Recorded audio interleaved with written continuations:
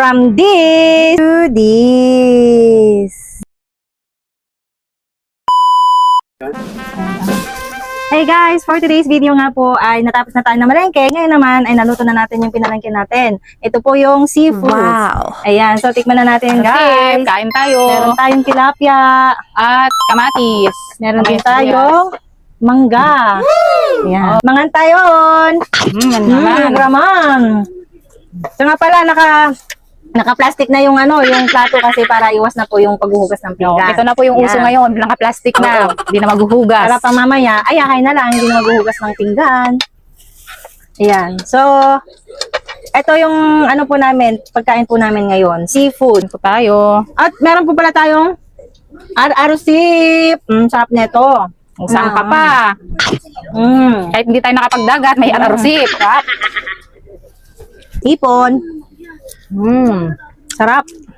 Tama. Magkakamay lang tayo, guys. Sarap. Mangga. Crabs. Ikat mo na. Ganito sa probinsya. No. Kailangan walang arte-arte. Ganun lang. Sarap. Ito yung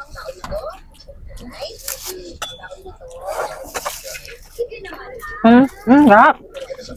Meron tayong bagoong. Bagoong. Yung ar-arusip natin, pwede nating isaw-saw sa bagoong na may kamatis. oh, wow! natin. Lalo hindi na ako makapagsalita. Gutom na kasi ako eh. Sarap. Yan. Manyaman sa Kapampangan. Sa Ilocano naman, nagraman, nagimas. Sarap.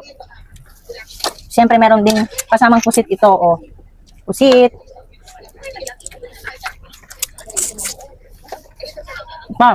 Da. Sasaw natin sa bagoong. May kamatis. Sarap. Sarap. Naman. Speechless na yung sister ko.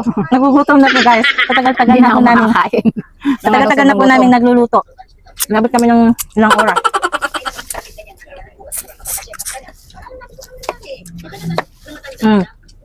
Ito na. Ang sarap.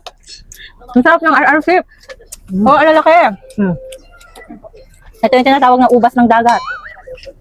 Ubas ng dagat. Kain tayo guys. Pumuputok pag kinakain. Sarap.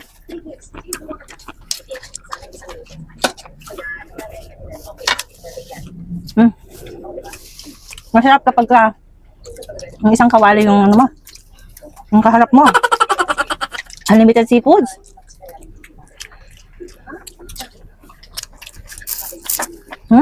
Sarap. Paano ko to? Kaya natin ubusin sis. Ubusin natin ito.